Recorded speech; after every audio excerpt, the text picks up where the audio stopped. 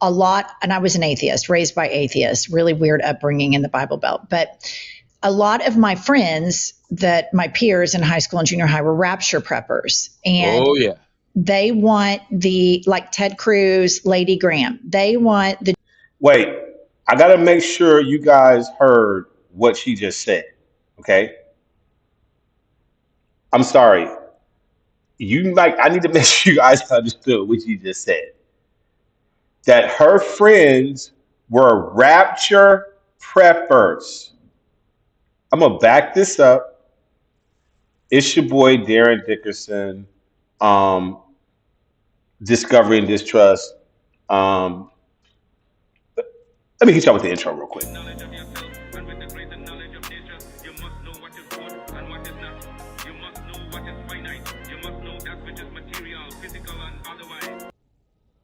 Yeah, so let's start it again. Really weird upbringing in the Bible Belt. But a lot of my friends, that my peers in high school and junior high, were rapture preppers. And oh yeah.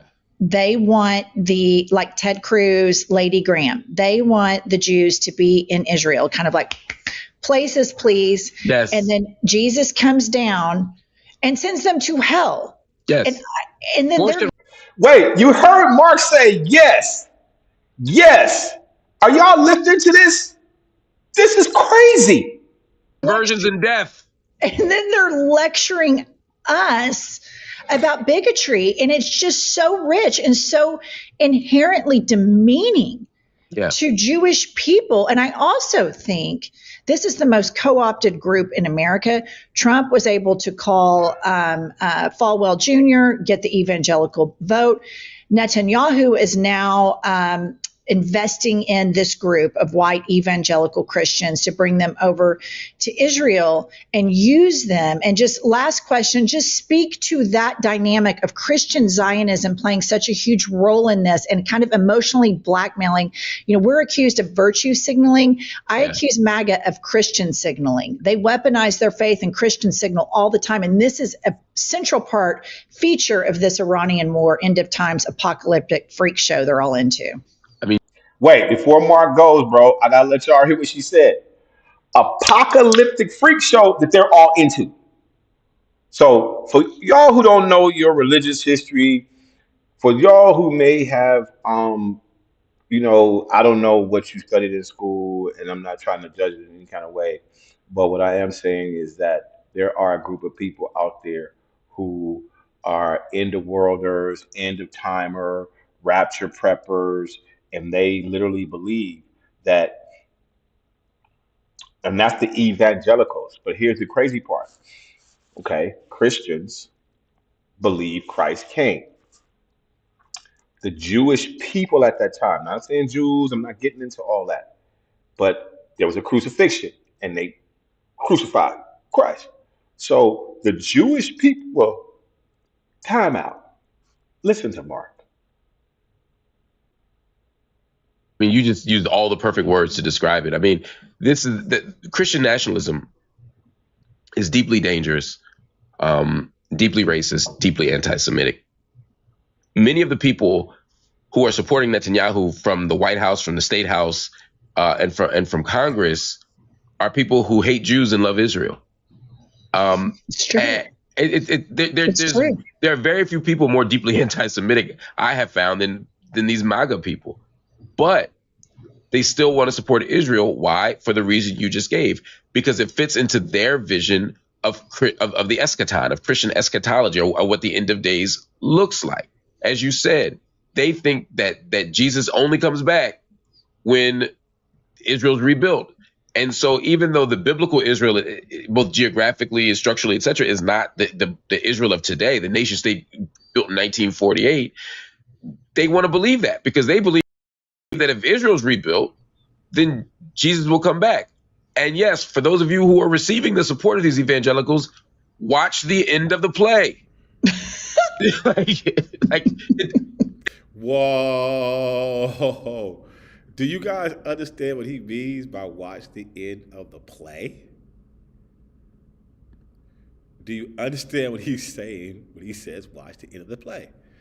I would apologize, you guys. I think our mics switched around a little bit. I'm trying to see if I can get these mics back going. Check. There we go. Sorry, you guys. My my mic had switched up on me a little bit, but I'm pretty sure you guys heard me. And this will also give me a chance to see the comparing the two audios. But bro, I'm gonna back this up so y'all can hear what Mark Lamont Hill just said, okay? Because y'all need to hear this. What the end of days looks like. As you said, they think that Jesus only comes back when Israel's rebuilt. And so even though the biblical Israel, both geographically and structurally, et cetera, is not the Israel of today, the nation state built in 1948, they want to believe that because they believe that if Israel's rebuilt, then Jesus will come back. And yes, for those of you who are receiving the support of these evangelicals, watch the end of the play. It doesn't work out well for you, for Jewish brothers and sisters, right? The idea of Jesus coming back and people are either forcefully converted or killed, that narrative itself is deeply anti-Semitic. Yes, I think so too. Yes, it absolutely is. But it's... Listen, y'all, you can't make this up. I think when Mark dropped his head, he wanted to say, you can't make this shit up. I promise you, bro. When he dropped his head, he's about to say he got to reel himself back in, you know, because he'd be on different podcasts. He could be a little more urban, and he got to be a little more, you know. So he was about to just that. Okay, so what he basically is saying is this: evangelical Christians and the Israeli state of Zionists. I can't even call them Zionists. One group is waiting on the first coming. Another group is waiting on the second coming. In order for either group to be right, the other group has to be burned alive.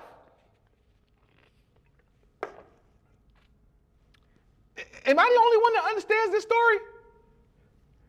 That's why Mark said, see the end of the play. So either evangelicals are right and Christ comes and but these are people who are making political decisions in our country. And we sitting here acting like what? Because we don't know. We think, oh, MAGA, we repeat these terms, we say this stuff. Like, come on, bro. For real, for real.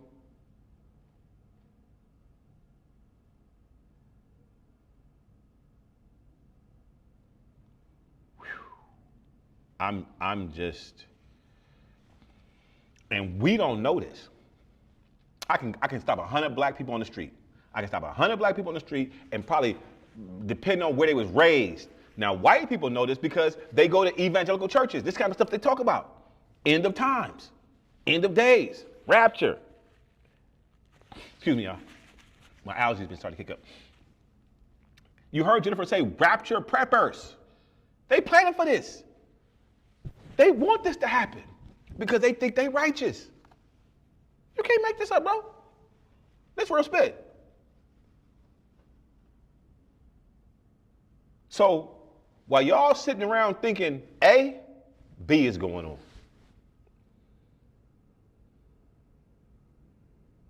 And see you all in hell. Let me stop. It's not funny because real lives are being lost. People are being murdered behind not what you thinking. Man, I'm so happy that IHIP had, and that IHIP, and I keep saying IHIP because you guys might not know, let me make sure I say, I've had it podcast. Jennifer Welch and our homegirl Pumps, I think they were conservative women who, first, I don't know when they started or what they were originally on, but they didn't got their game tight around this issue, and they're not being gassed, duped, fooled, none of that, bro. It's on, and it's like Donkey Kong with them. So make sure you go check out the interview. But you know, as white people are coming awake to the scam and the con that's been run on them, we need to wake up to the scams and cons that's been run on us. So, you know, let's go here first. Yeah. So it looks like we're officially saying goodbye to BT Plus as a standalone streaming platform. Paramount announced that BT Plus, which is under their ownership, is going to be folded into their streaming platform Paramount Plus and will be moving over to the main platform starting in June. Tyler Perry's stake is also a part of the story. So BET originally launched in 2019 as a joint venture between BET and Tyler Perry Studios. And earlier this year, Paramount bought out Tyler Perry's minority stake in the platform, which was about 25%. Did anybody hear about that? Did anybody hear about Tyler Perry's stake being bought out? We heard when he was trying to buy BET outright and they wouldn't sell it to him. Right? They wouldn't sell it to Byron Allen, and them dudes couldn't get together, and couldn't nobody get together to put the money up. So he sold out his piece to Paramount. Now, I don't know that BET Plus began as a joint venture with Tyler Perry or not. I believe that he bought into the venture, but you know, I'm not discrediting the sister's reporting. I think she does a really great job of telling the story. Shout out to Blex Media for covering it. But the reality is that there's so much information about this situation that we don't have, right? How much did Tyler get? Did he get a joint venture deal himself to sell this out? So y'all listen close now. Pay real close attention to what's being said. Which helped make this transition possible. So with Paramount having full control over BET Plus, it shut down the platform. However, this is not going to affect his shows because Tyler Perry is still a major creative partner and has an... Not going to affect his shows. See, everybody be out for themselves, bro. Y'all need to wake up and see. Everybody be out for themselves. I'm going to back this up. Let's keep it going. And has an overall deal with BET Media Group that runs through 2028. And I just want to note that BET itself is not going anywhere. The cable platform is staying, BET Studios is staying, and the BET Digital is staying. What Paramount plans to do now is create a BET hub inside of the streamer, where BET originals and the library titles will live alongside the rest of the platform's programming. So let's unpack that. Okay, hold on. Let me switch this up so y'all can see me full screen. Let's unpack that. All of BET's content will live inside a hub that's inside of Paramount. Not they're gonna mix it in and make sure the programming gets placed up there. No. You're gonna have to know to go to BET, know to go to Paramount Plus, then know to go to look at the portal to find what you want on BET. Man, these people don't even have BET that's black, let alone go trying to find something on... I'm trying to tell y'all, man, y'all better be paying attention to what's going on. This is happening right in your face. They be playing in your face and you don't know it. And in some ways, this can actually be a good thing because BET Plus had around 3 to 4 million subscribers, while Paramount has roughly 80 million subscribers globally. So moving those shows over means BET Plus programming can now reach a much larger audience. Okay, so here's some questions I can't help but think about. BET has always been a black platform, and while it has been owned by Paramount for years, BET Plus existed as a space where programming was specifically curated for black audiences. But now that content is becoming a hub inside of a much larger streaming platform, which means BET shows will exist alongside Taylor Sheridan's universe, Star Trek, big studio films, CBS programming, sports, basically everything Paramount pushes. So the real question is, where do BET originals sit within this ecosystem? Because when you move from a niche platform to a massive one, the playing field is not always equal. Skydance acquired Paramount Global. So listen, the whole problem with this report is that, you know, she's giving it from a certain fair and balanced perspective. But the piece she's leaving out is that it was bought by the Ellison family. The same family who just bought CBS and CNN, and they buying up all this media. So now you're finna drop this black dot in this pool. More importantly, there's no more MTV, there's no more BET, as you see it now. So you ain't rocking the vote, you ain't rallying up for the elections. Do you understand losing media space does not... When has ever been in control of white content, black content, black projects, black everything in the hands of non-black people ever really worked out for us? I love the optimism, but it's just not there. The evidence is not there. The evidence that this gonna be a good thing for us ain't there, number one. Number two, Tyler Perry ain't for us, bro. He probably in the Epstein files. I just said it out loud. This is probably still all a mixture of Epstein. Epstein. And it made that dude sell. They made Tyler Perry sell because he in them files. Jay-Z done got rid of Tidal. We don't own shit. And this is why. Because everybody sells us out. Tyler Perry sold us out. Bob Johnson sold us out the first time. How did Bob do that? He sold a Viacom. They always selling. Okay. You don't want to think we always getting sold out. You don't want to believe there's a conspiracy against us within our own community. Okay. How about this then? Okay? How about this? Pastor Jamal Bryant today offered a mea culpa after he came under intense criticism after Wednesday's news conference at the National Press Club in D.C., where he declared the end of his more than a year-long Target fast. Many people said, how can you call for the end of a boycott when you were not the only person involved in the boycott? Let's stop right there. I'm sorry, but this dude went to the National Press Club in D.C. He from Atlanta. That's a big footprint. I'm a publicist. To go and hold a press conference at the National Press Club in D.C. is a big footprint. He went there to make a big, bold announcement, and he thought we wasn't paying attention. What?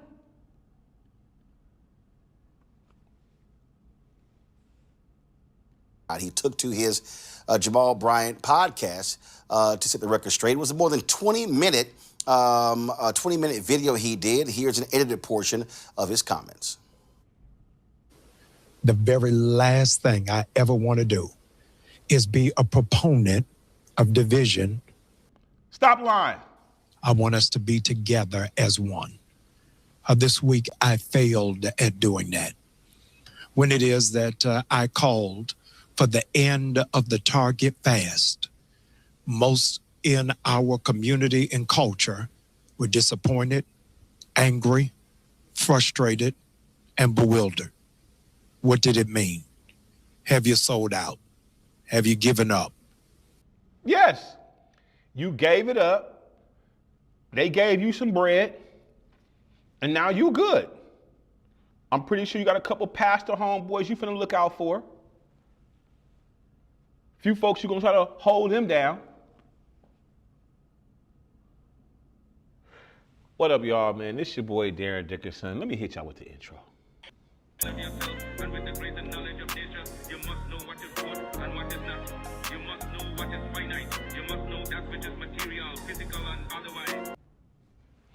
So listen, man, I'm just trying to make sure that, somebody's on here pushing it real to you. Like, I'm not, this is not a political podcast, but we talk about politics.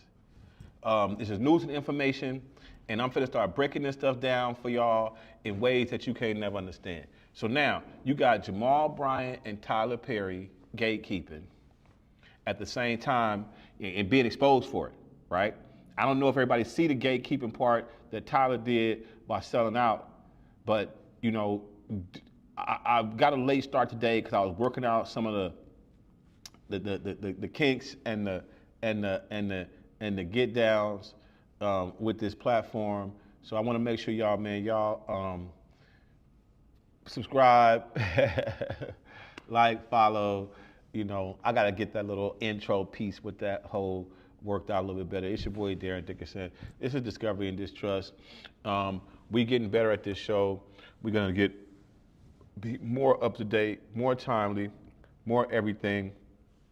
I'm encourage you guys to go watch the iHip piece, and then do your own homework on what's happening with Tyler Perry and BET Plus, because this is not going to be good for us. It's not going to be more spaces and more opportunity. No. And tomorrow, man, I'm going to get into the backlash behind the Oscars. I wanted to let everybody celebrate today. I didn't want to be the cloud hovering over everything. And so I'm just unpacking the weekend. I know you guys, shout out to the Michael B. Jordans, and you know, I rocks with my dude Ryan and Michael. Them some cats I've had some opportunity to do some work with, and so I'm super happy for them. But it's your boy Darren Dickerson, man. I'm gonna keep this YouTube version short. We do have a you can go onto my Facebook and you can watch the full episode that we filmed today. That talks about a lot of this. So I'm kind of overlapping the platforms just to see, you know, what people are tracking, what people are checking for. We're definitely gonna be live. This will be live. This will be live. This will be live from now on. Hey, man. Stay tapped in. Knowledge of yourself, and with the greater knowledge of nature, you must know what is good and what is not. You must know what is finite. You must know that which is material, physical, and otherwise.